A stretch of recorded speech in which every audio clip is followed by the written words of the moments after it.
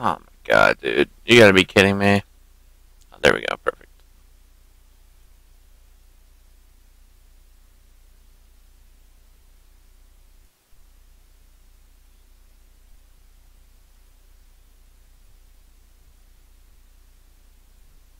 Alright, I just pumped you guys live for a minute. Let's see if this... everything's working swell.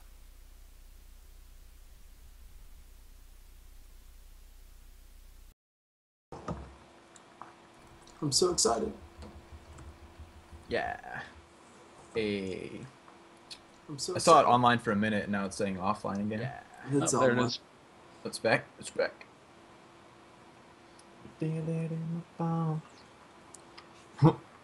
Fusion dance. Just Nathan.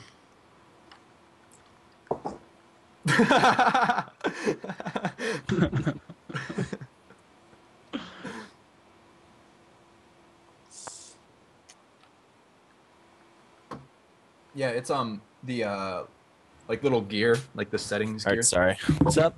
Someone's yelling. No. Okay. I was just laughing. My friend just showed up. I'm like, yeah, I gotta do this bullshit. It's not bullshit. but Watch you know. it. Hey, You're off you the know, show. you Nick, know what you're I back. mean. I don't mean bullshit. I mean, No, he means bullshit. Done You in know- this time. You're done in this time. you know, I love Frank. I didn't mean it that way. You're done in this. You're fired. You're fired. You gotta do the the Cobra Strike when you do it. You're fired. Hold on a second. I gotta see what that's like. David Ellis. I thought you said Dave Elliott retweeted us. I was like, wait, what? Dave Elliott has a Twitter? Oh my god. That'd be That's- awesome. That's an employee-only joke. Yeah, you have to know Dave I- Elliott. I totally You got probably it. know. You've probably heard. You know the stories, maybe. The war stories. Whoa, that was on. What's going on? Yeah, did you see our loading screen? That is insane. Oh, I guess I should go to the stream. Up to you. That's sick. Frank, do you have like another monitor on your right? Yeah. Okay, I was wondering why you kept looking away. Yeah, also. There you go. See, I still have a fucking laptop. Dude, I bet I beat you all, man. Oh, the war room. Oh, I love it. Surrounded. It's That's what I awesome. want. Oh god. I need a real webcam too. This built-in one is a piece of shit. It's My an off. Max.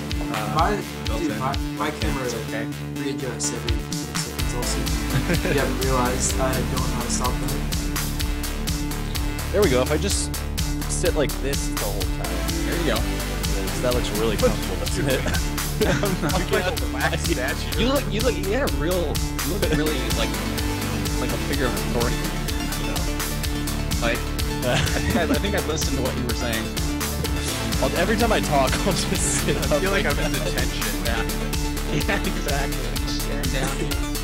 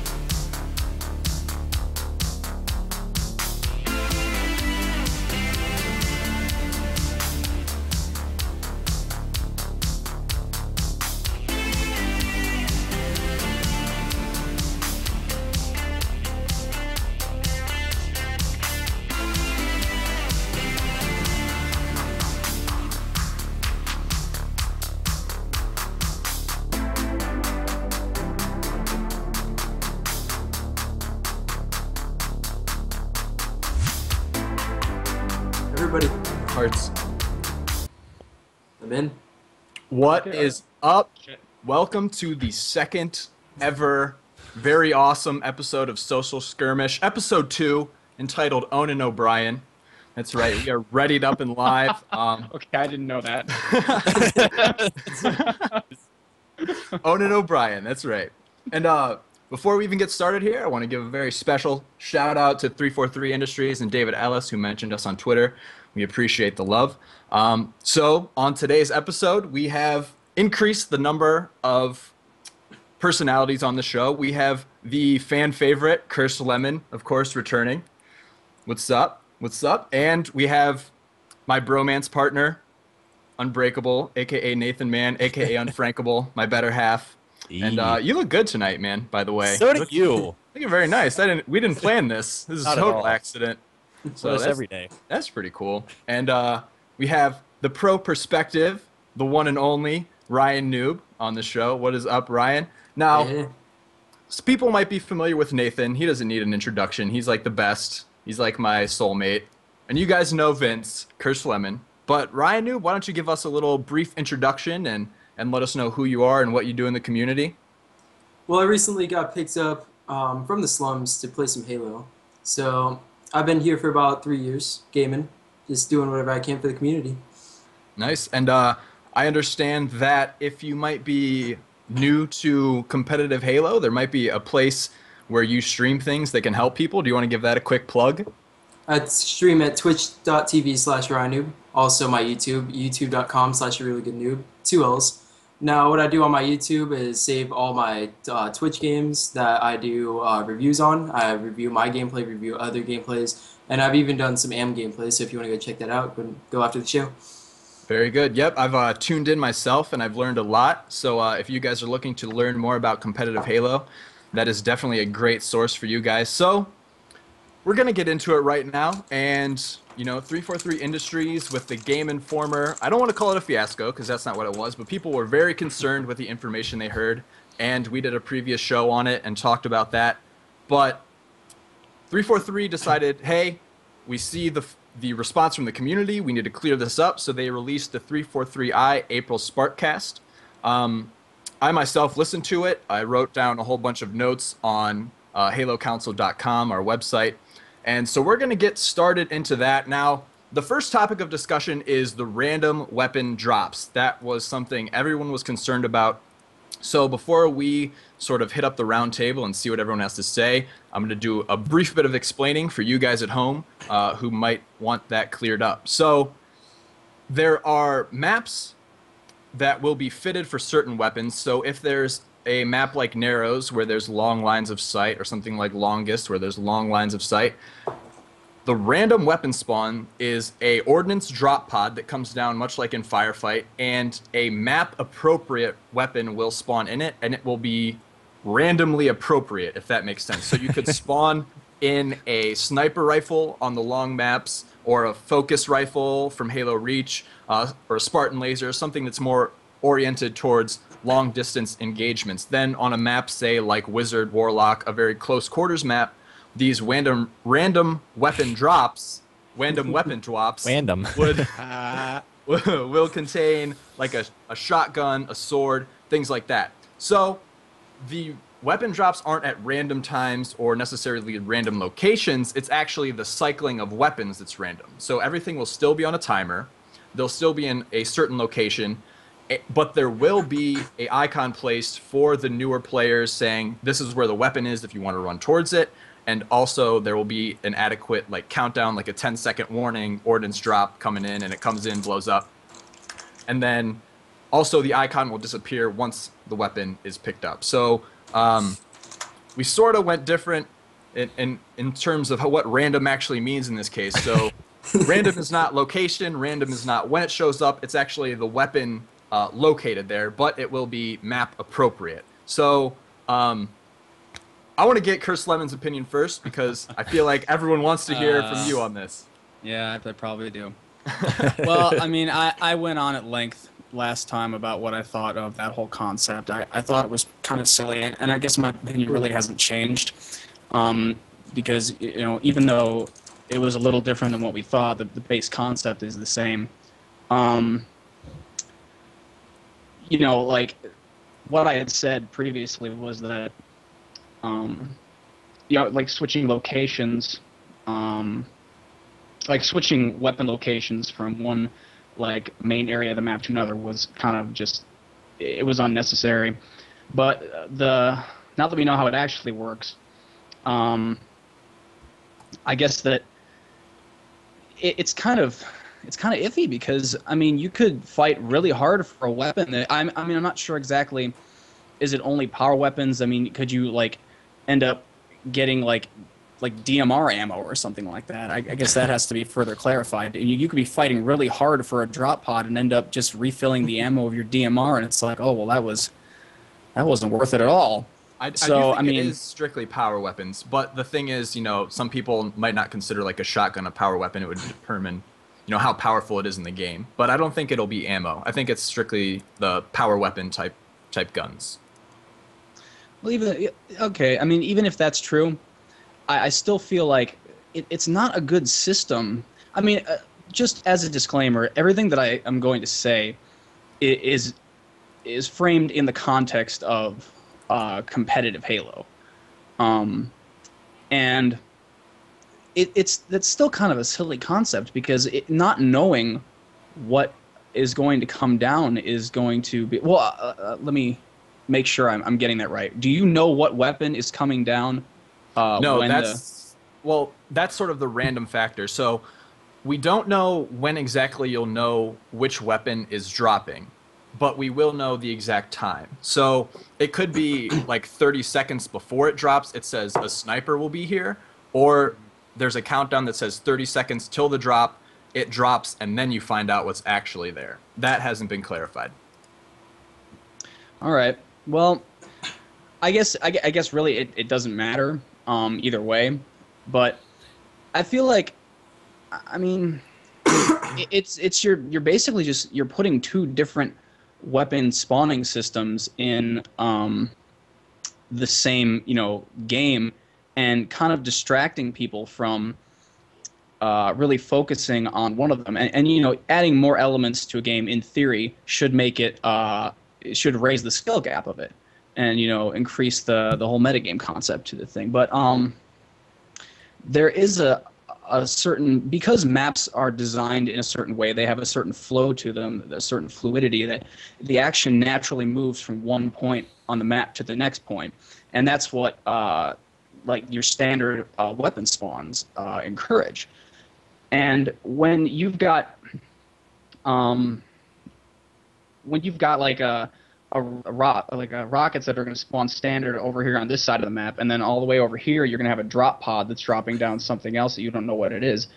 It's going to really, I guess it would probably work better if the party size was bigger.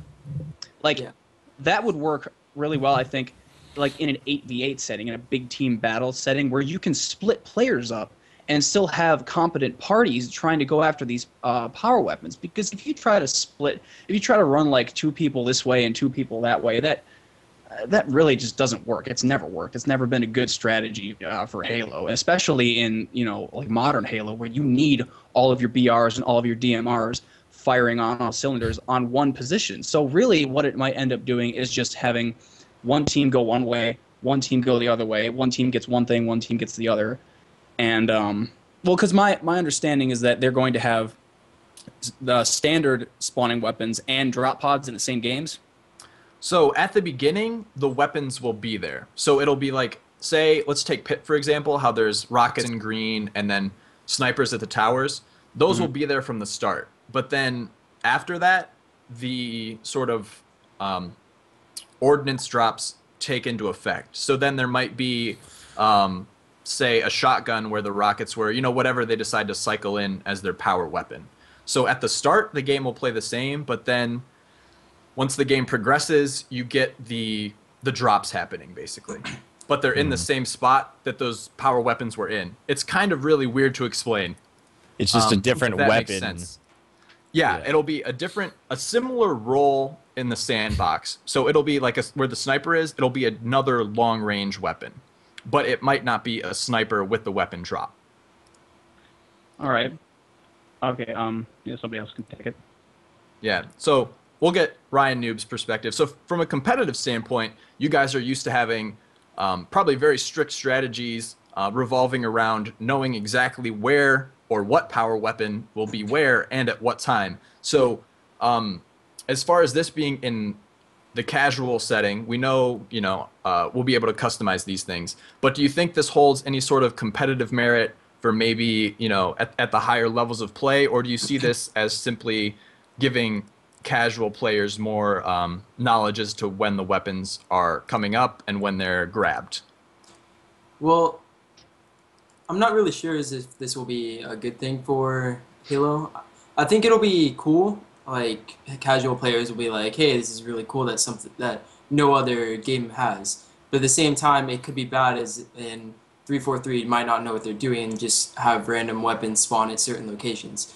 But if you look at it from a competitive point, you could say that they're all still spawning in the same location no matter what. There's probably only going to be like 4 drop pods or locations that are going to be throughout the entire game.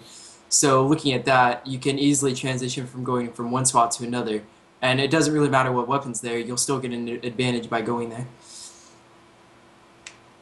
Yeah, I would definitely agree. Nathan, I'm going to say a few things and then we'll go to you and what you think. Okay. I think it's definitely way better than random locations and random times. Yeah. I think we can all agree on that. And we thought it would be, it's kind of a little better. Now, what I'm concerned about now is them sort of nailing the roles of the weapons. And I'm sure that this can easily be tweaked in matchmaking. Like if a shotgun's coming up on a map a lot in one of these ordnance drops and it's sort of useless, like it's not getting picked up, it's not performing well, it seems like an easy matchmaking tweak for balancing.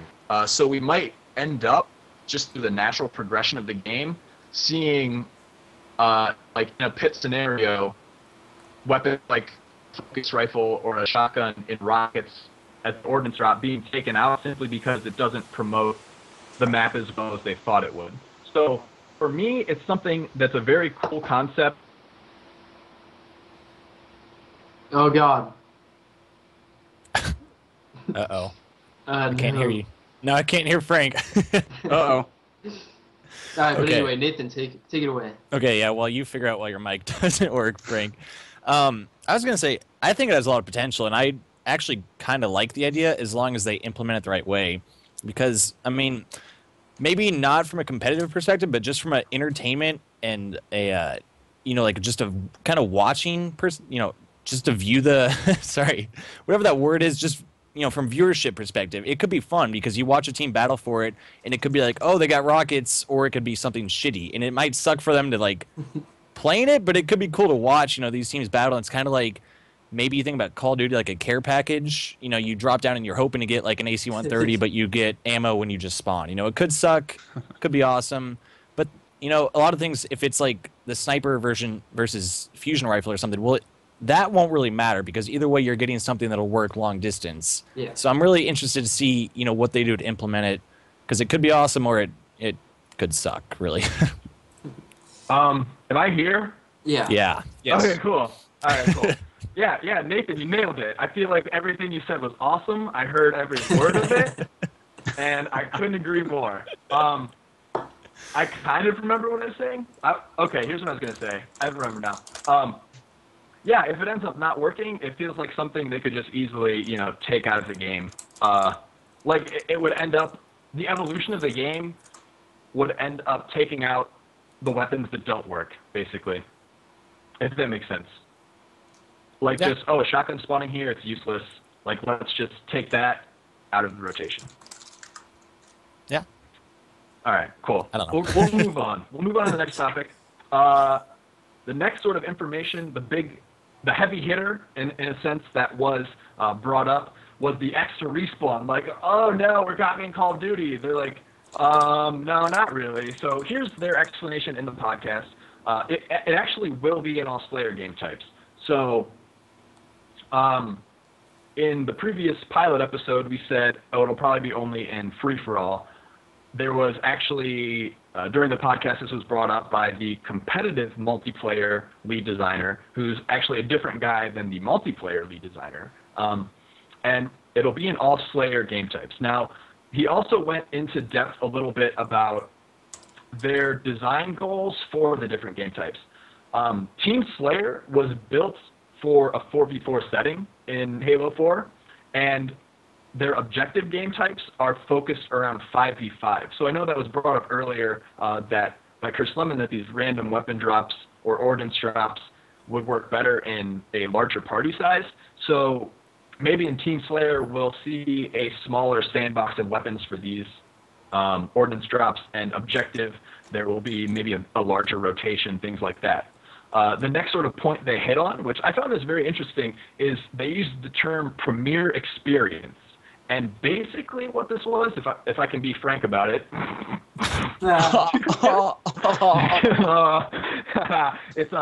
it's basically them saying, this is the settings that we want to play before all you guys like take everything out that you don't like, is basically what they were saying. So the Premier Experience is an unstripped version of the game, and it's like their fine-tuned game variants. Because they have, I'll just go into this now, they have created each multiplayer map with a specific game type in mind. So think of almost the opposite of what Invasion was like in Halo Reach, where there's only Invasion game types on that map. Each map has a specific game type designed for it. So this map is meant for CTF. This map is meant for Oddball. But each game type can be played on a map. So a map that was designed for CTF can still be played with Team Slayer, whereas Invasion, you could only play Invasion on those maps, even though they were only designed for Invasion. So since we went to Nathan last, Nathan, you're first on all this information, and if you want me to refresh all those bullet points I went over, feel free, because I don't know that I said a lot there. I'll start off with the game type per map, and you can jump in if I'm forgetting something else. But it's a cool idea, but I'm just scared about 343 not really knowing what is a good competitive game type for a certain map. They might think this is a great map for capture the flag, when in reality, in a competitive sense, it sucks. So that's what kind of concerns me, because if you do it that way, then it kind of seems like you're stuck with that map.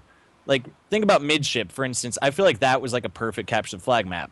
But say they tried to make that like an oddball map, and it just didn't work for that game type, then it's kind of a map that's made specifically for that game type, and other ones will work on it, but it just isn't going to be exactly perfect. So that's why I'm just worried that they might pick a map that has a really shitty game type built into it. You know what I mean?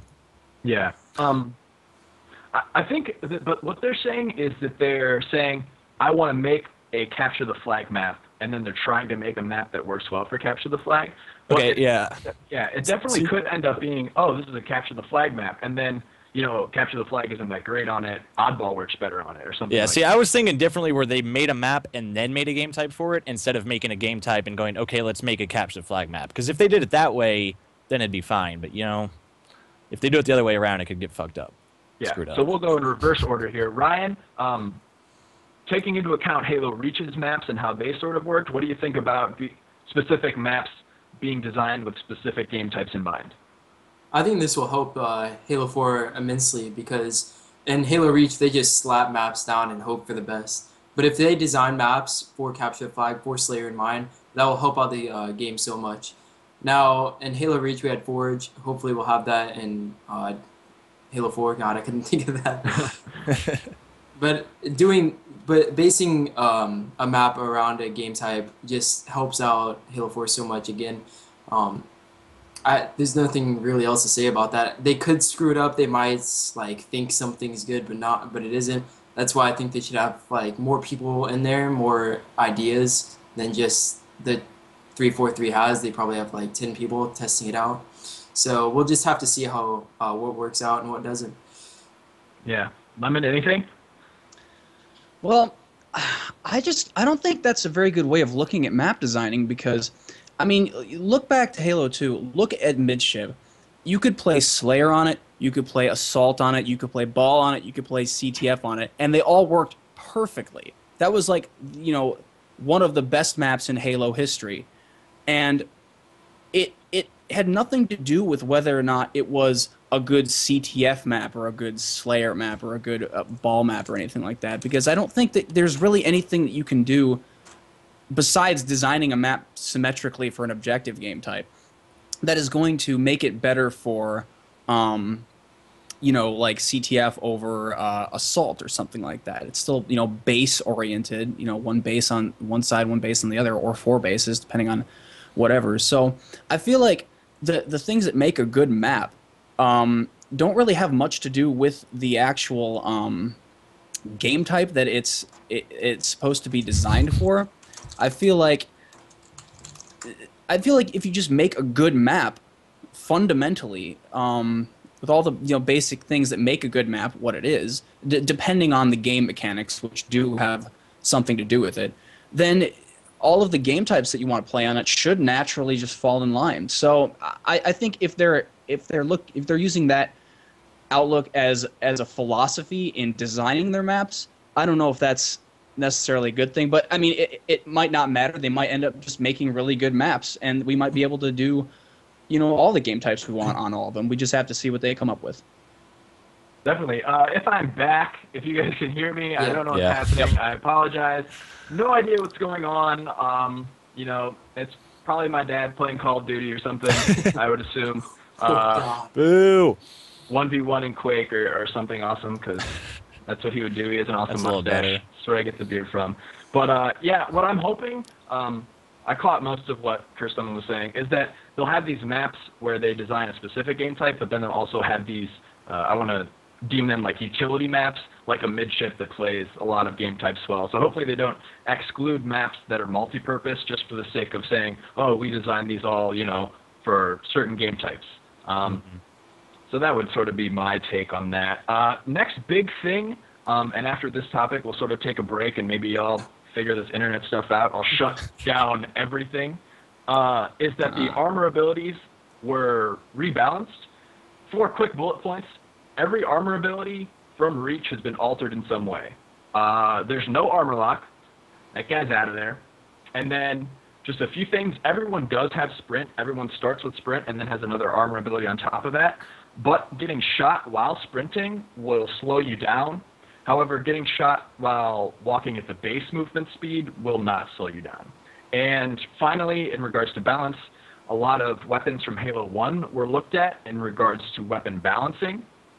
And in regards to movement mechanics, there was a big focus on Halo 3 and how you moved in Halo 3 in regards to jump height and base movement speed and stuff like that. So we'll start with Ryan on this one, because maybe I'm starting with the wrong people and it's like bad juju for my internet connection. So Ryan, what do you think about, I know sprint was a hot topic in competitive community. What do you think about getting shot and sort of slowing you down and that sort of thing? And if you want to hit on any other topics, go ahead. They actually had that in Halo Reach. If you got shot while you're sprinting, you slowed down. Well, I know it happened a lot. I'm not sure if it happened 100% of the time, though. Does anybody know? Anybody play the game? I think if you're weak, I know it might have happened, but it wasn't probably to enough of a degree. So I'm guessing they either added, like, increased it so it's more effective. They specifically stated in the podcast that like running through bullets and beating someone down twice is very hard to do if you're getting shot. So tactics like that won't be as effective, and same with running away while getting shot. Like if you're getting shot in the back, it's going to be very hard to sprint away and get to cover. I never really saw sprint as a big deal in Halo Reach. Everyone always complained about it. But if you just focused on your gameplay, on what you needed to do, and instead of getting kills and people running away and all that, then you would have understood that Halo Reach was a lot better. It was a decent game with sprint anyway. Bloom was the one that killed it. So bringing sprint back for Halo 4 isn't really a bad thing. As long as you can turn it on and off, that way we appeal to the community. I feel like it won't be too big of an issue.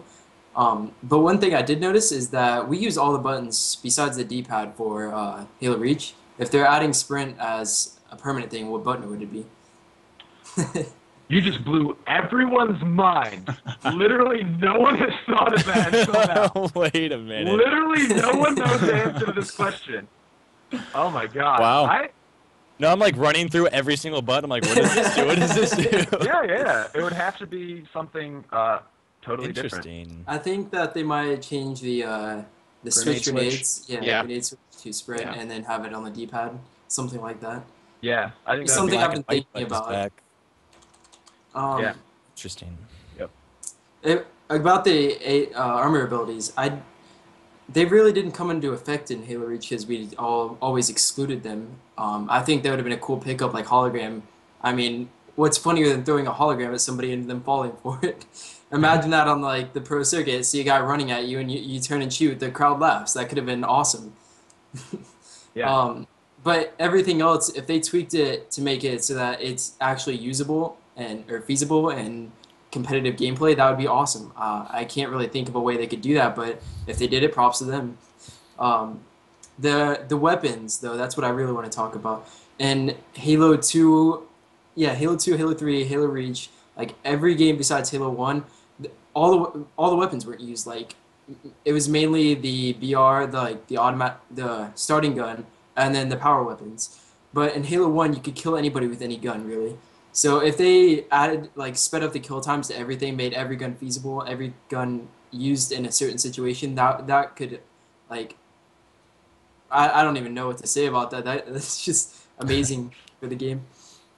Now, I'm going to start drama because, Ryan, you said something that I feel like Chris Lemon might disagree with, that every gun in Halo 1 could kill someone. A lot of guns that you don't see in these games, but you understand what I mean. Yeah. You have your utility weapons. Yeah. So I'll let Chris Lemon take it though, because I feel like you can sort of take a spin on this. What guns in Halo 1 had a specific role and what sort of worked well as a utility? So I'll just let you go off that a little bit. Well, I mean, every gun in Halo 1 was usable, I guess, except the Needler. But every gun, and I mean, like, you know, nobody really used the plasma pistol after the Magnum starts became the standard tournament format. But I mean, because the weapon hierarchy was so limited, all the weapons ended up coming into play, and they all balanced each other perfectly because they all worked within their ranges. They were all really powerful within their ranges. I mean, the rockets were nukes. You can't get away from them. The sniper, you know, it's an incredibly skillful weapon. It's you know, I mean, it's a sniper. It has its specific use. It's for shooting down long lines of fire. Just, you know, longer than the pistol can reach, and the pistol covered, you know, everything from about 5 feet out to, you know, about 500 feet out, and you know that was what was good about it. And the AR was your, you know, starting close range weapon, and the shotgun you pick up as something that can beat the AR. That's what it was there for. So I mean, the weapon balance in Halo 1 was really good. Now, when they say that they were looking at the weapon balance in Halo 1 as inspiration for Halo 4, I'm not sure that I necessarily buy that because of what I had said before. They made that comment about making sure that there wasn't a god tier weapon, and I think we all understand exactly what they're referencing when they said that, that being the pistol. So I'm not sure that I necessarily trust that is a genuine statement, but that's neither here nor there. All right, well, since you guys covered the weapons, I'm going to go back and talk about the armor abilities and sprint a little bit. First, I think sprint, slowing down sprint when you're getting shot is huge, because I couldn't tell you how many times it drove me crazy when I get a kid to one shot and he just sprints away and you can't do anything about it. So I think, you know, having stopping power is what it's called in Gears of War. So I don't know if we're going to call it that, but having that I think is a great thing that they're implementing, and it would make sprint useful, but it wouldn't make it to where I think everybody hates it as much as they do. And then the other armor abilities, I know a lot of people didn't like them from a competitive perspective, but if you want a lot of people to play Halo in a casual game and keep the game relative, you're going to have to put stuff like that in, because casual gamers love that stuff. Maybe not armor lock, because everybody hated that, but the jetpack is a cool idea. The hologram's fun. I mean, stuff like that is what's going to get casual people to play the game, and that's where you get more people in the competitive game, and they start out casual. They start hearing about MLG and watching stuff. So I think if we can just get a bigger, you know, casual community, I don't know, population, then that's where it starts. So All right, I'm gonna have to disagree with you there. I loved Armor Lock, man. That was the most fun thing in the world. I mean, I'm the newbiest one here, but it was just so much fun going into whenever Halo first started out. I used Armor Lock all the time. I Well, have to disagree with you there. Well, you're that kid. For that reason, He's a everybody troll. else hated it. It was Alright. fun to mess with kids, but yeah. I think with that covers our first little segment. Oh Oh god. We're no! gonna take a break. I'm gonna wait. maybe do something about this internet, try to figure it out. Ah! Commercial. Frank Take keeps a trying to break. end the No, show. no. And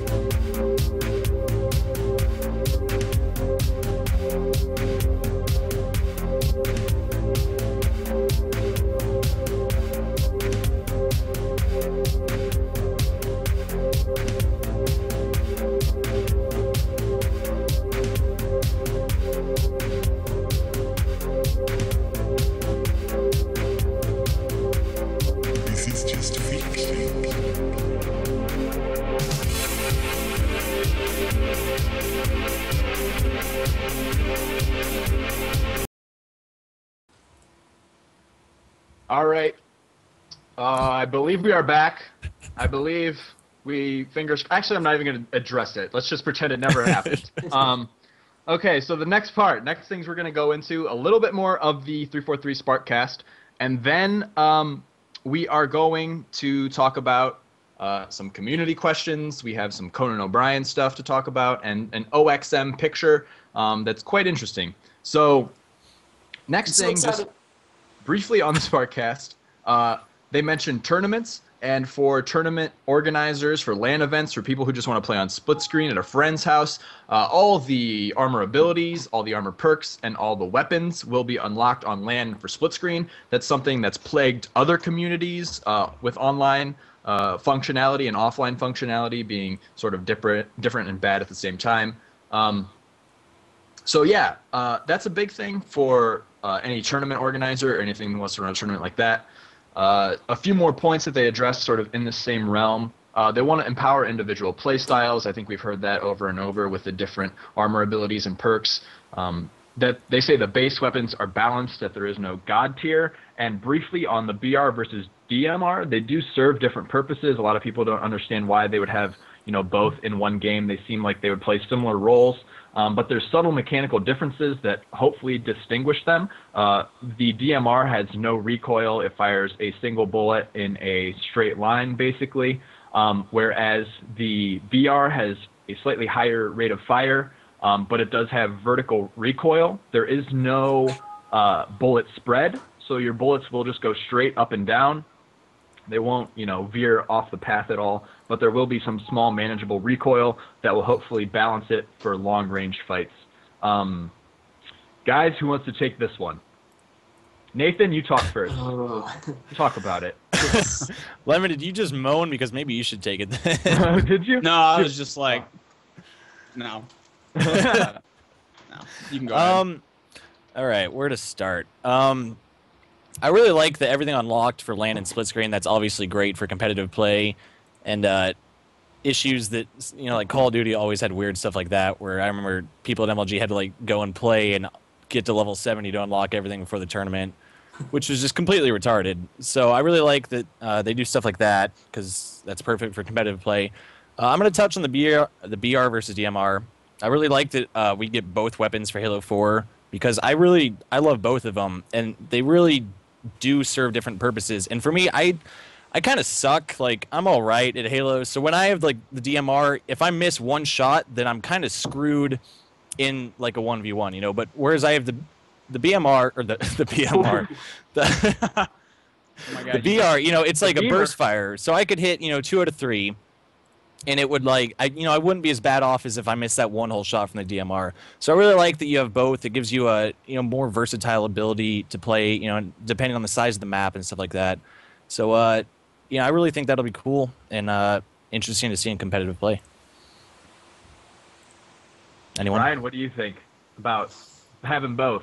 The BR versus the DMR? Yeah. I think that'll be a cool second weapon. I know that my team, at least Blaze, uses both weapons. He has both of them on his back just in case he runs out of ammo. I think you might be able to spawn with both, or do you only spawn with one? I think how it'll work is there'll be a primary starting weapon and a secondary starting weapon. Most likely the primary will be dedicated to guns like the AR, the BR, and then the DMR, and secondary will be a pistol, an SMG type weapon and that. Oh, that's pretty cool. But having both weapons on the map, I feel like that'll give some versatility to players that do use it and don't use it. Some people will strictly use the DMR, some people will strictly use the BR. But you know how everyone is. The needle rifle and the DMR are both balanced, but we still all use the DMR for no reason, because I guess it doesn't make it a gay sound. It's not That's the biggest part. It's not as sarcastic as you think either. Yeah. Yeah. But we'll just have to see if they're both balanced correctly, because I can see everyone just hopping on the BR string because it's better. It shoots 4 shots and kills in 4 instead of 5 or something stupid like that. So I'm not really excited for that change. I feel like it's not going to impact the community at all. Besides maybe long-range battles where the DMR just doesn't miss. Right. It'll be a little more trustworthy at the longer ranges. Curse Lemon, what do you think about having everything in the game and that sort of sandbox? With the BR DMR thing, I really don't feel like, for one thing, I mean that BR clip that everybody's seen and talked about, I feel like you can't really pull any meaningful information from it. But that said, I looked at it, I really didn't see like the recoil. I just didn't see it. Like, if it's there, it's really negligible. So I don't know if that's going to have much of an effect at all, which is good theoretically, because I didn't really want the recoil to be in there. I definitely prefer it to bloom, like any day of the week, but I would rather it not be there. But I feel like the BR and the DMR are not going to be, they're not going to be distinguished enough from each other that it's really going to really necessitate both being used at certain points. What I would rather, like honestly at this point, what I would rather see is basically, and we don't know what the kill times are for both of them compared to each other, or just the kill times at all. But I think there's a train coming, so I might get really loud on my end. But anyway, I live like 25 feet away from train tracks. But anyway, I would rather see it where the BR and the DMR had exactly the same kill times. You know, whether it takes 4 bursts with the BR or 5 bullets with the DMR. I would rather them. Yeah, you hear it? You hear it? Yeah. It's gonna get real loud in a The second. ranch train's coming. Ranch train inbound. You got to rant. You got to go. That's all the casual Halo players are coming to kill me. But I would rather that they. Yeah. I'm gonna talk really loud now. I would rather that the BR and the DMR be like basically the exact same strength with regards to gun battles, so that basically choosing between them would be based on preference rather than on mechanic. So you could have people that would say, I like shooting a burst weapon better. I feel more comfortable with it. Or I like shooting a single shot weapon better. That works better for me. I think that would be a better thing to do than because I really feel like that no matter how they change the mechanics of the BR and the DMR, they're going to overlap ranges so much that it in the end it's really not going to make a difference. So I would rather see a discrepancy on taste rather than anything. Yeah. I just watched the video that you were talking about, and I did notice the recoil, and it was literally not even the size of his head from a medium-sized battle, so it's not going to do anything. The recoil is not going to mean anything. It's going to be one of those long-range things where you just have to slowly move it down to make sure that you're still aiming on his head. Yeah. I'll link the clip in the chat as well. That's something that we're going to lead into. That was shown on the Conan O'Brien show. They sort of... If anyone's interested, Conan O'Brien did a segment. His and Andy's voice will actually be in Halo 4 as sort of a Easter egg type scenario where there's a lot of banter between them, and it's actually really funny. Hilarious. I don't normally sit in my room alone and laugh out loud at my computer screen, but I did in this case. So it's very good. That's how I judge things humor. So if you guys haven't seen that, definitely go check it out. Probably tbs.com, I believe. If I want to plug TBS, maybe they'll sponsor us. We can get on some prime time there or something. Like if they stop running reruns of Everybody Loves Raymond, we can get Social Skrimish on there. But yeah, I linked it in the chat for you guys. About the recoil, yeah, I was really expecting a lot more, and my sort of hypothesis for that is that the people who are playtesting the game right now just aren't as good of like a player, say, as a RyaNoob or something like that. So in their hands, that recoil probably does affect the long-range game. But I think once a more dedicated and more weathered player gets their hands, it will come down to preference simply because a player will be able to control that recoil. So I'm hoping it comes down to preference. But if it does sort of play a range game, we are able to choose our loadouts. So, I mean, it could go back and forth. So maybe once we get our hands on it, I'm sure we'll have a better idea. Next thing on the list, we have some community questions. Actually, no, I lied. We're going to do the OXM thing. We're going to do the OXM thing. So this is real brief. If you guys haven't seen it, I'll link it in both the Skype chat for you guys, and I will link it in the Twitch chat. Yeah, Unbreakable's got it too. What? So this is, well, we don't exactly know what it is. We can only speculate at this point. But in the Game Informer article, they did mention that there's a gun called the Assault Carbine, and that's my guess on what it is. They mentioned that it's not as much of a headshot weapon as it is a shield depleting weapon. So I don't know. I mean, it looks really cool. It looks like a pretty cool gun. It looks I like don't know. It looks like Yep. a shotgun, or not a shotgun. An assault body with a shotgun head, kind of. With You a know little what? like thing under it. Nathan, you're gonna say tribes. I was exactly going to say Tribes. It looks like the Spin Fuser. I don't know if any of you guys have played Tribes Ascend yet. Great game, free to play, PC. It really does look like that. Like you charge up a big ball of energy or some shit and shoot it Like a disc. out the middle. Like that's really what it looks like. That's weird. Yeah, it does have the green energy thing at the end of it, so Oh. that's the. Yeah, it's depletion, the shield depletion. see-through thing that makes because it's not a solid thing. There's that line in the Yeah, middle, yeah. which really That's gotta confuses be me. dangerous to shoot that gun. Like, I mean, I'm I'm sure really Master curious. Chief's got it on lock, but I would not want to have my fingers anywhere near that barrel. But yeah, it reminds me a lot of a Tribe Spin Fuser. And they did mention that it's a shield depleting type, or the Assault Carbine, which I'm guessing this is a shield depleting type gun. So yeah, in the chat, a lot of people have mentioned it's like a plasma gun from Doom. I'm assuming, yeah, it's just like I'm sure they'll throw a spin on it, like it's a Forerunner tech that we got a hold of that we utilize for, UNSC ordnance or whatever. But it's probably like a plasma rifle. I don't know. It's my Something like that, yeah.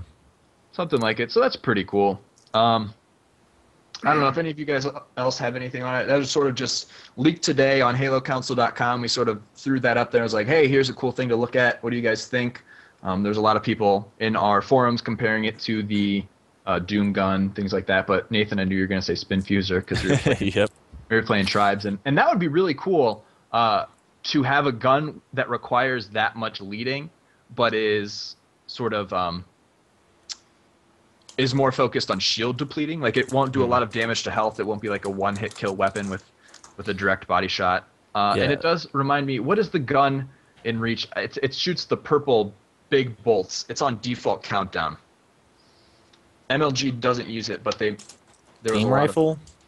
not the beam rifle. No. It's like the one that replaced kind of the brute shot. I don't know. I don't know. It's orange. It's like a super magma launcher, whatever. It'll probably be kind of like Oh yeah, that thing. that. Yeah. Yeah, the weird one. It'll be like that. The weird one. The Dino Blasters game gun. Concussion rifle. Yeah, there. Dino Blaster's game. That was fun. But yeah, I mean, I'd like to see something like that. That just it's like a rocket launcher that doesn't. It's not nearly as powerful. It's like really effective at draining shields, but not at killing. Like something like that could be really cool. I would love to see a gun that does a lot of I don't know how to say it, like impact damage. So if I say I'm going to use Narrows as an example because I think even though they say that map wraparound isn't a lot like Narrows, there definitely is a lot of places where if you jump wrong or misstep, you can fall off. On a map like that, I would love to see a gun with a lot of impact influence or something where if you hit like near the ground, you have the potential of like forcing someone off the map, sort of like launching them up and denying them space like that. I think that'd be pretty interesting. I think this gun might fit that role. We don't really actually know anything yet, but there's always that. So unless anyone else has anything else to say about our mystery weapon, we'll go into community questions. Last call. No one? Nothing. Good? All right. No. So Zilla from the community asks, how little/much do you think Halo 4 will/should be tweaked for MLG settings? So basically, what he's asking is how we should deal with the customization upon the launch of Halo 4. I'll let RyaNoob start off because you're a pro player and you probably got some good insight on this. Well, it depends on how good it is out of the box, because if it's not good, if we're having random weapon drops, we can't really have that in a game. But weapon drops could be a cool thing. What else is there? Armor abilities. We have to check the balance, check how good each is. I don't think that we should have them as a starting thing, but we should have them as a pickup like the jetpack is now. Like I was talking about the hologram. I think we should have that in there. That'd be That'd be awesome. Why don't we have that in there now? But what else is there? Like All the perks and weapons. things, yeah, will be in the game. Yeah. Like being able to Wait, choose your own perks? starting weapon. Yeah, there's in addition to choosing a primary and secondary weapon, you'll have a perk as well as an armor ability. So in a few screenshots, you can find them floating around. I'm sure they're up on Halo Council because Siren is like godlike at posting things the minute they're out. There's a few screenshots where you can see the grenade counter at 2, and then there's one that was recently released where you can see it at 3. So a lot of speculation is that there will be a perk that allows you to hold like extra grenades, maybe an extra ammo perk, things like that. Interesting. I've never heard about that, but I think that MLG. I think it'd be cool if MLG had it at 3 grenades to start off with, no matter what. But other than that, it won't really matter. But I really think that we should try to keep the game as simple as vanilla as it can. But at the same time, we have to mess around with it to make sure it's as competitive as possible. Right now, like in Halo Reach, we have no good maps. Like Countdown is just terrible. There's no lines of sight. Zealot's just midship crapified. So we just had to go into Forge. I have no idea why we have Penance on there. The only good map that's a remake is Beaver Creek, but it's powerful on one side, and I don't really like that.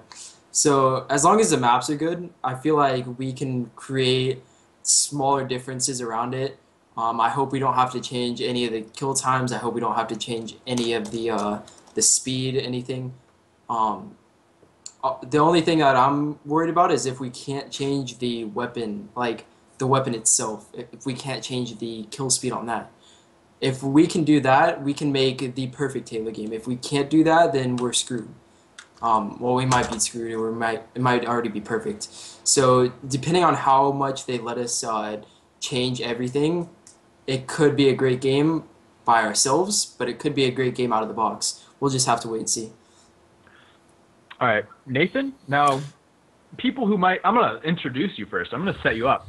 So, for people who don't know Nathan, he actually started commentating Gears of War. Gears of War doesn't have a crazy amount of customization. Am I right? You can only change very little, like weapon spawns, if I'm correct. And some timing and little things like that. No forge, none of that. So with that is deemed a solid competitive game in some circles. So what are your thoughts on Halo 4's customization, and what should we do with it? I've been saying this for a while since I've been on shows like this. I want the game to work right out of the box because I know we had to do it for like Halo 2 and Halo 3, but I hate how everyone is just like, okay, new Halo, take out everything but the BR and the rockets and the sniper, and we're good to go. Like, the new game has a lot of different stuff, and I would love to be able to see new things implemented. And a lot of the stuff doesn't work for competitive play.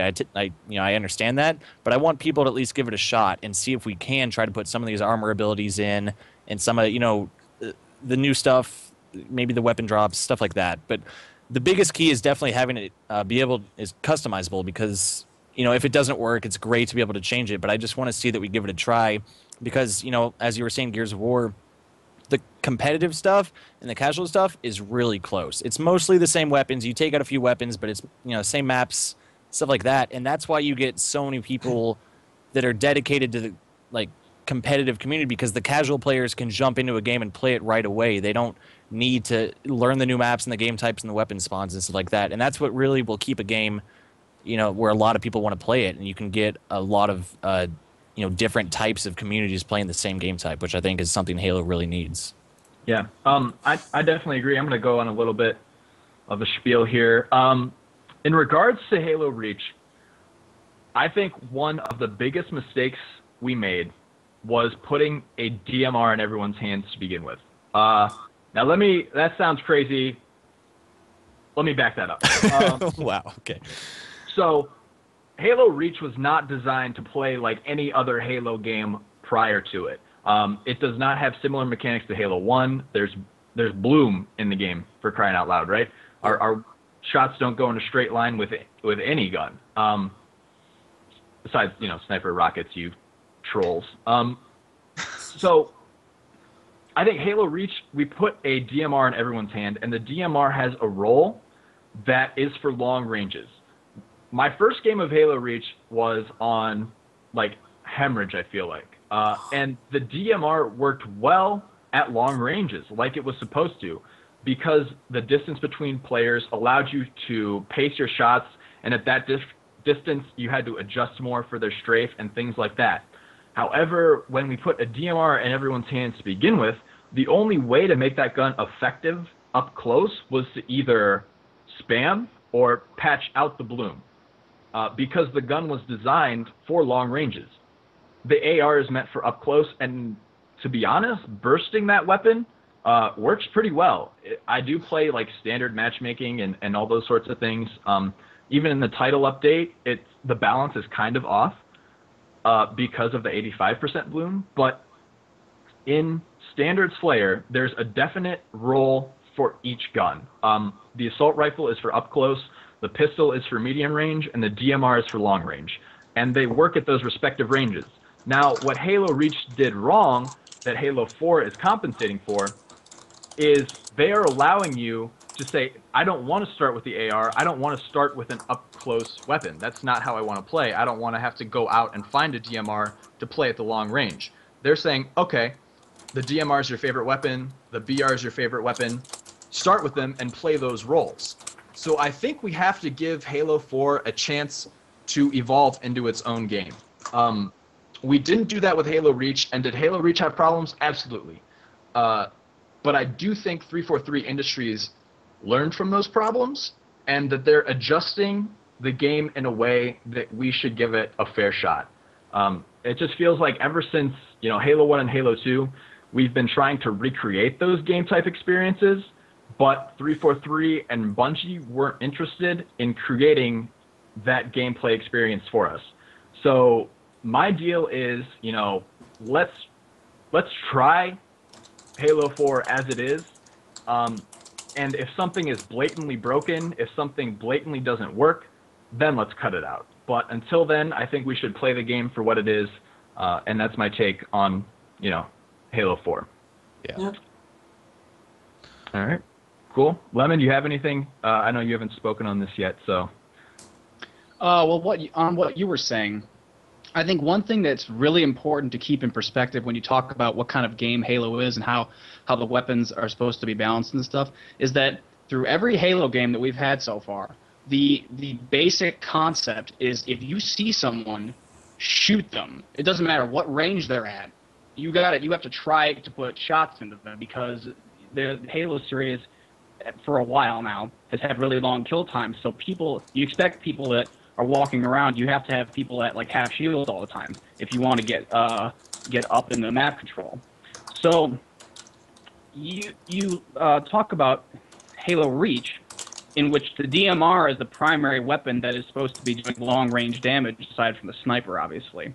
That is normally seen in play, and you talk about not wanting to use it as a starting weapon. That would mean a complete and total paradigm shift in the way that Halo is played, reducing the nominal range to maybe about almost like half, because the MO of past Halo games is you are effective with the weapon that you spawn with. You are effective at all ranges, just not as effective up close, and not as effective at long range. That we would have weapons that would specialize in those ranges and in other applications as well. So if we were to treat Reach how it was supposed to be played with the sandbox that was given to us, we would have to alter the way that we look at the game and instinctually look at how to play the game. And we would end up using different weapons as starting weapons that would you would see someone running across Countdown and you'd be like, there's a guy in the opposite base, and you would just let him go because there's nothing that you can do until you pick up a DMR or something like that.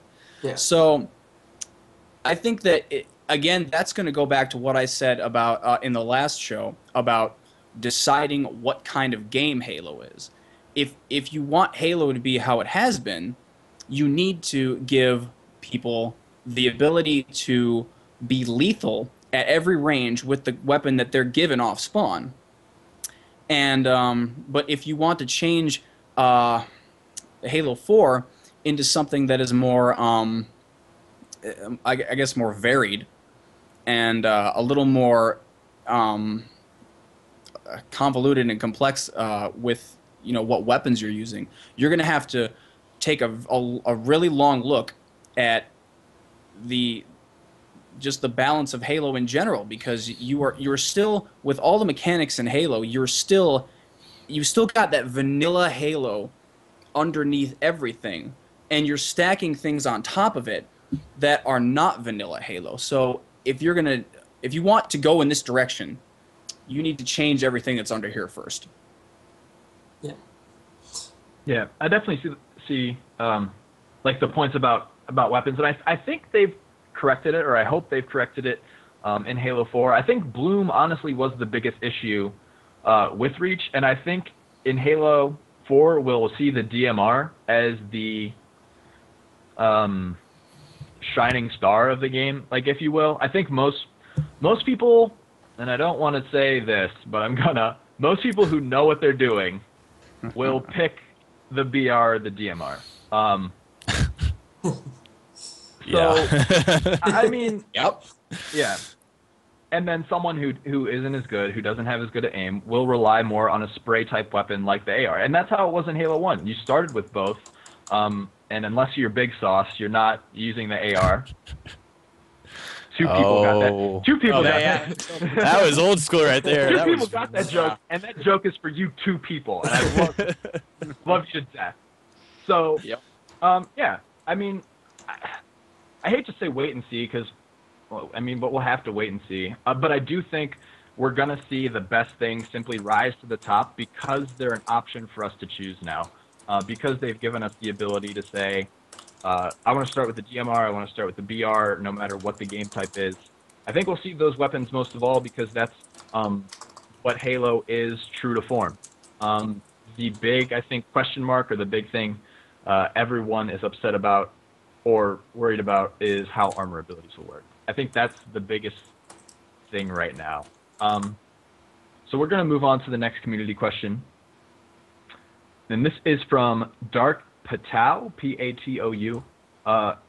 If you were to take one element from a previous Halo to be implemented in Halo 4, what would they be? And I'm going to say, or if you could change one thing that's been announced about Halo 4, what would it be? We'll start with Chris Lemon. My goodness. That's quite a question. I mean, it really is. There's a lot of things that I would change. I think everyone understands that I have differing opinions on what Halo should be. But I guess if I had to choose one thing, I mean, the biggest thing that has plagued Halo for a long time is, at least one of the biggest things, is long kill times. And I know people are gonna harp on me for this, for saying this, but I would like to see a weapon like the pistol, a good utility weapon that it doesn't have to be the pistol.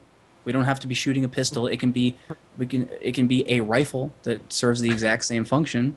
So, you don't feel silly walking around like this, shooting people 5 miles away.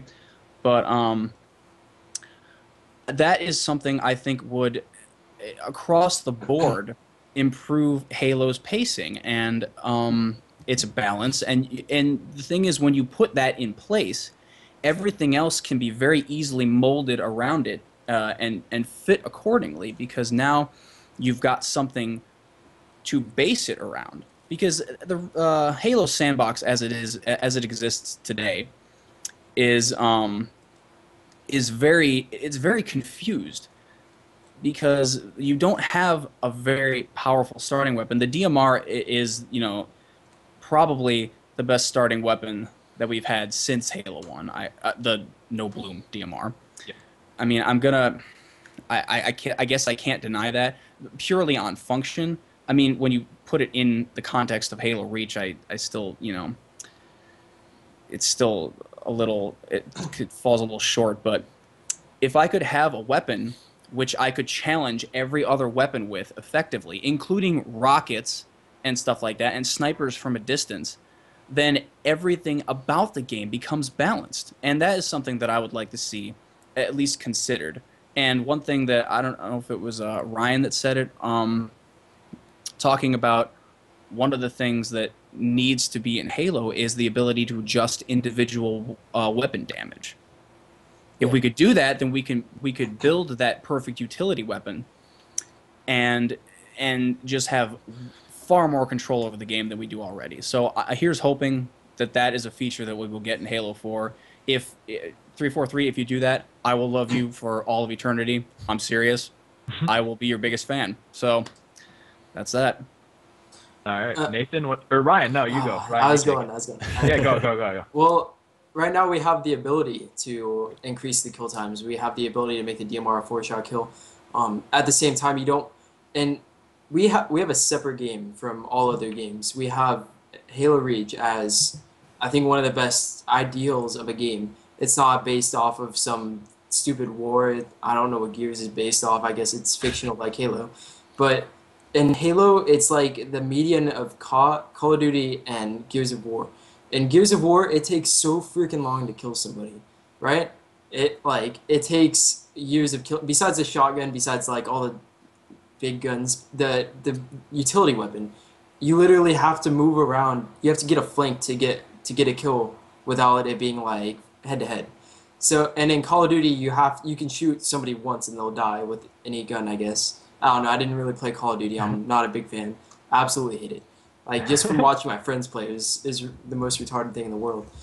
But in Halo, I think we should be a median. Like, in Halo 1, you died so fast that I really didn't appreciate the game as much as most people did. And in Halo 1, I was a casual gamer. I absolutely hated dying in 2 seconds. Or under 2 seconds, I think it was, 1.3? About 1 second if you get 3-shotted. Yeah. That was awful to be absolutely mauled by my friends. But in Halo Reach and Halo 3 and to an extent Halo 2, all the kill times have been around like 2.4 seconds. This will allow more thought to go into the game, and it still considers like your individual shot. You can turn around and now BR somebody with if your strafe is good enough. Of course, one of the things I've seen that's most controversial is the acceleration with the speed, strafing left and strafing right. In Halo Reach and I think in Halo 3, you literally stop, like you slow down and then speed back up to the right. In Halo 2, I think it was, in Halo 1, you went to the right and then immediately went back. Like it was swift. But if they bring that, I'm pretty sure from watching the Conan videos that it was that was implemented. It will make strafing a lot better, which will make individual plays a lot better. So I'm going to say that the kill times right now, I think they should be lessened a little bit. Like if the DMR was a 4-shot, I think that would be ideal. But you can't, in Halo Reach, we can't change it. The 100% kill that we have it on right now, it feels right, I guess is the way to put it. So if we were to like change something for Halo 4, I think it's already been done from watching the Conan video, is the speed of the strafe is a lot better. I have no other way to put it. That will increase. Sorry, I read the Skype chat. It will increase the skill of individual skill of being able to turn around and out-BR somebody like you used to, out-3-shot somebody like in Halo 1. So that's the one thing that I'm happy about. All right. You guys touched on the game speed and kill times and whatever, so I'm going to bring up something different. What I would love to see back is ranks, because we all said it when we played it. We were like, ranks don't mean shit, but now that they're gone, we all want them back. We all missed them. Like, all right. It was fun. It gave you something to work for. Like, it helped you match up against people that you could tell if they were better than you just by the rank, kind of. You know what I mean? So that's something I'd really love to see back. And as well as that, clans from Halo 2 and clan matches, because that was the shit. Yes. First of all, it's like a bigger friends list, so that was the best. Yes. That is the one thing I want to do, is clan matches. Big clan match or major and minor clan matches, those were awesome. I had so much fun doing that. And I think it's just, both casual and competitive. You can put your team in a clan and go play other teams that way. It's also fun for just, friends to put in a clan. It works for casual and competitive, and I'd love to see that back. And then finally, the spike grenade from Halo 3, because if you guys remember that shit in the beta spike grenade, because that thing was amazing, and you threw it in the room and everybody died, and that was fun as hell. It sucked in the real game, but in the beta it was absolutely incredible. And that's all I got. Cool. Mine's, since you guys covered like the major ones that I would say, I'm gonna say a stupid little one. In Halo 2, like my primary color showed up on my Spartan's armor in like certain places, like the shoulder pads and arms and stuff. In Halo Reach, I'm like all blue or all red, and I hate that. Yeah. Like I want my color back on my Spartan, and I want my emblem visible. Like I don't want a little like nipple shot of my emblem on my chest. Like I'm proud that I spent like upwards of like 5 days deciding what emblem was best for me, and I want people to know about it. So that's mine. Since you guys hit on the major ones. Best man. All right, this is best man. I haven't said anything the whole game, but Siren just said it in the Skype chat, and we need good maps. Plain and simple, we need good maps because Reach failed miserably with maps, and that's what we need to have a good competitive and social game. So that's sure. key for me. Agreed. Yeah, and in maps, don't even cut any maps. Like put all the terrible ones like you think are bad in the game. Like just let us play them. Yeah, I hate how they limit maps, and I guess it's so they can sell them in downloadable content. But I want like 40 maps. I don't want to get sick of playing the same map 5 times. I want a whole ton of different maps. And we don't want a whole ton of different maps that are all gray that some 13-year-old built, and he put it in his file share as like best map ever with 18 exclamation points. Like, give people the tools who are smart enough and who are creative enough to make some awesome freaking maps and do it that way, Yeah, I got to go off on a rant here. I once tried to help the map selecting process. I went in and helped a lot of people on their maps, and I got to say it is one of the most frustrating things in the world because there are a lot of people that say my map deserves to be in MLG, and I went and saw their map and it was not good at all. Like I was like, oh hey, you could fix this, but overall it was just awful. But then I have to give congrats to one person, Salat or Salat, however you say that name. Like he just made maps. He didn't say, oh, I want this to be in. This is my best map. He's like, hey, I made a cool map. Here it is. Congrats to him for going around with the way he did. That's all. I had to go off on a rant there. I haven't talked to him. I'll plug his stuff. I just saw a video from Bravo where he highlights Salat, who remade Onslaught in Halo Reach. So if you guys are Halo 3 fans of that map, it is back in Halo Reach with. I'm sure he's fine-tuned it for your MLG variants and things like that, so you can play that map again. I wasn't the hugest fan of that map, I'm not going to lie, but I know it was a big deal to a lot of people. So if you're interested, you guys can find that and check that out. And I think with that is going to wrap up this episode of Social Skirmish. More questions? No more questions? That's all the questions we got. Siren, chat overlord Siren, do you want to go? Do you want to do anything? Do you want to pull some questions from the Twitch chat maybe? I don't know. Somebody asked some questions in chat. Could do 1 or 2 more. Yeah, why not? No, why not? It's like that was like the formal part of the show. Now let's like relax our shoulders a bit and just, I got hot. I Take off our took ties. the tie off, I got hot, so I already did. Oh, yeah.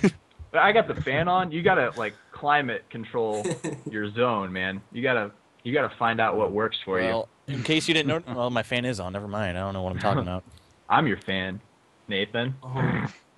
Maybe we should end the show now. We should end it on All right, Ray says he has one. He's typing it right now. He's typing it. I see his Skype pencil. All right. Okay, this is interesting. This is from, well, this is a little biased, Ray. This is from Ray. This question's from Ray. Siren. So, what do you guys think? Spectator mode is a big thing that a lot of people want in our game. If you checked out the Halo Council, which is a show that airs Wednesday nights on the Gaming Council on this Twitch, so many plugs. They had Fwiz on, and if you guys don't know Fwiz, 10 p.m. Eastern. 10 p.m. Eastern. Best man. One thing is Fwiz was on. He's from Machinima. A big thing that allows Call of Duty to do online tournaments is their spectator mode.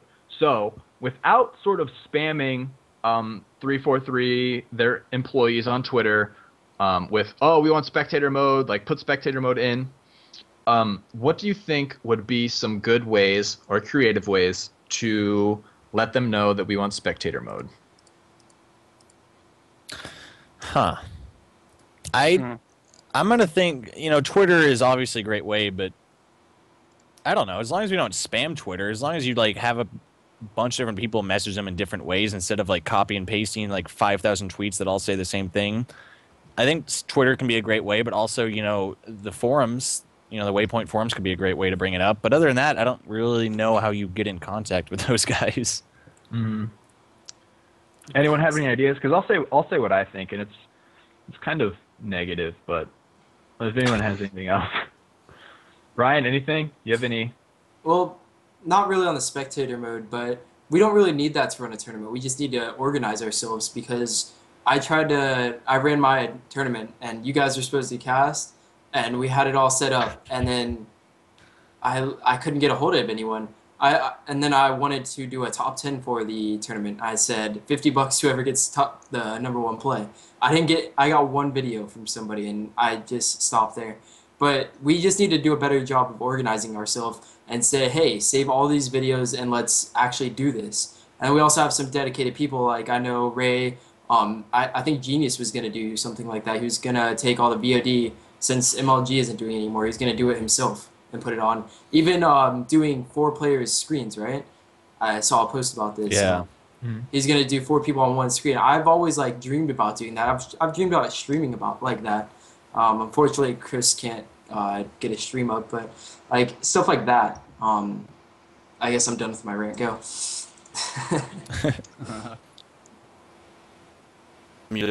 See all that hard work that you just said would be prevented by spectator mode. I don't know why you said that we wouldn't need that because. Well, yeah, we don't need it, but it's a good thing to have. You do need it. It would make everything a lot easier. How is Unbreakable going to cast your tournament? How are they going to do it? I have some stuff to say. Yeah. Because there's no possible way. The MLG did something like that, Dynasty versus Status Quo. I mean, it'd be a lot harder, but it could still happen. You'd have to take the gameplay afterwards. There's no way to be able to do it live. Yeah. Just stream delay. Most StarCraft doesn't do it live either. I mean, if that was what I was talking about though. Do a tournament, save all the gameplays from the last 4 teams, and then send it to somebody to get it captured, and then send it to you for it. Unbreakable. That just takes all the hype away from a tournament. StarCraft does it that way. Not necessarily all the time, but for the online tournaments, yes. Yeah, that's exactly what's going on. The big thing is how easy it is to do. Yeah. To cap Halo Reach right now, I have let's break it down. I have my Xbox with an HDMI that goes to an HDMI splitter. From that splitter, it goes to my monitor, and then it goes to another HDMI converter. From that HDMI converter, it goes to my Hoppage HD PVR, and then from that, the converter converts it into VGA so that it can be used on my Hoppage, and then it goes into my laptop. And that was ballpark $400 worth of equipment. In StarCraft, if I want to cap a game, I right click and save, and I can put it up on my computer. I have spectator mode. And this is a big thing about spectator mode. I can see where everyone's at the same time. I can see stats. I can see, well, hopefully, in Counter-Strike, you can see the first-person perspective, the third-person perspective from everyone playing at the same time. You can see the score. You can see through walls. You can go through walls. And in Halo, we've had theater, but it's always been limited.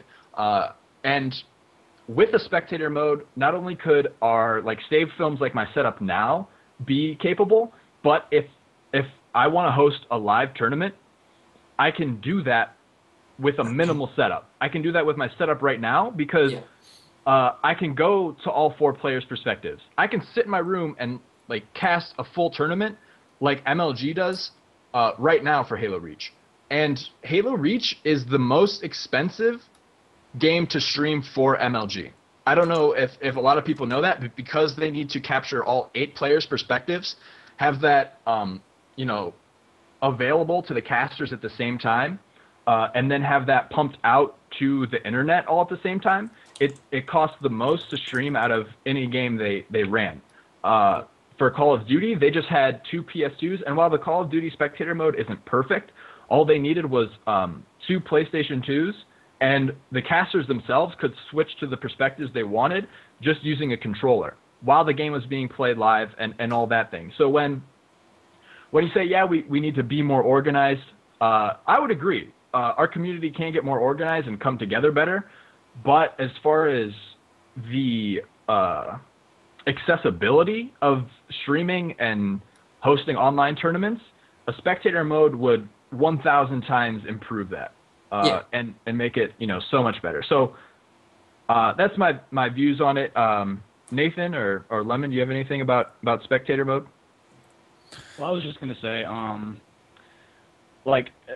the initial question was how do we get them to include it, and I feel like that 343 is perfectly aware that spectator modes exist in most games. I think they're perfectly aware that that's something that people are going to want. So I think that if they end up including it, it's because they had the capacity to do so. And if they don't include it, there's probably some kind of limiting reason why they couldn't include it. I feel like that's just almost like a non-issue. Like, as far as whether or not to have it, everybody wants it. So if it's there, it's because they could. And if not, it's because there was a reason that they couldn't include it. So it's almost like if we can bombard their Twitter, asking them to include spectator mode. And I feel like they've already decided whether or not they're going to put it in there. So. Yeah, I completely agree. It's like, obviously, they know people want it, but it might just, the cost that it might make for them to create it and put it into the game, they might not have the time to do it, to release it in November. I mean, but I'm sure, like, if they could do it, then they would, and they might, you know what I'm saying? But they will obviously do it if they could, because they know people want it, and they want to make people happy, but it just might not be possible for them to do it. Yeah, that ties into my more negative side. They probably decided like a year and a half ago if Halo 4 was going to have a spectator mode or not. So your tweets now are sort of an afterthought, to be honest. Now, let me throw a caveat in there, because Gears of War did not ship with a spectator mode, and now it has a spectator mode. So you can always influence people. However, if you do, I suggest you do it politely. I suggest you use proper grammar and proper punctuation, and you look like you're an educated human being who knows what you're talking about, because believe it or not, that goes a huge way. And I'm not, if you're texting your girl and you're like, yo, what up, girl? Like, are you going to the mall? And you spell everything wrong, and like R and U are just letters. That's fine. Like, do your thing. But if you're addressing someone who you'd like to have, like to be on your side, just know that it looks better, and it's got a better chance of being read if you use capitalization and punctuation and spell your words right and things like that. So that's really all I have to say on that. Point is, don't address women as equals. I don't think that's the message we want to disregard women, acquire. Well, it is now. Yeah. And for our life lesson of the day, yeah. All right. So I think that's about going to wrap it up for us. I like the note we ended on, even though it was... I like it. There's no... That's a great way to end it, really. So I want to thank you guys. This has been a wonderful show. Sorry about the rough start in the beginning. I know that made it choppy. Again, my dad is trying to go pro in Halo Reach, so he was probably, streaming or whatever. But I want to thank... I want to thank all you guys. I want to thank RyaNoob. I want to... Oh, God! Oh, my God. No! He's gone. It's like anytime he tries to, like, wrap something up, it just doesn't at all. Oh, boy. All right, who's now? Nathan? Now he's upset.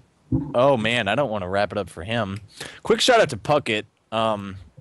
if you're still out there watching. I know he tweeted that he was watching the show, so appreciate the love, Puckett.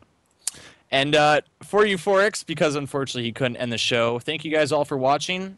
Thank our guests right now, and make sure to tune in next week.